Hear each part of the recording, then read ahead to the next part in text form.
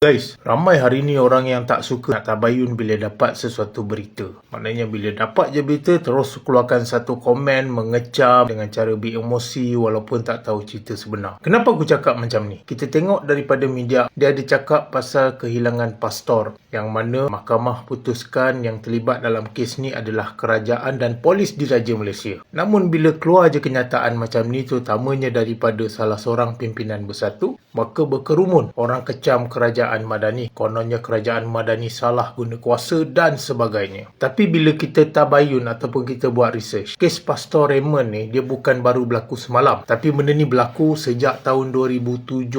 So kalau tengok daripada sejarah, kalau korang tabayun lagi, pada tahun 2017 yang menjadi kerajaan pada ketika itu bukannya DAP. Jadi sebelum nak kecam, sebelum nak keluarkan kenyataan yang beremosi ataupun koyak, pastikan tengok fakta terlebih dahulu. Rugi tau kalau kita dilahirkan sebagai seorang Islam dan kita belajar di sekolah tentang agama, belajar di surau, di masjid tentang agama, tapi bila kita dah besar, nak tabayun pun tak reti. Dah lah tak reti tabayun, lepas tu maki hamun dengan cara beremosi macam orang tak ada agama.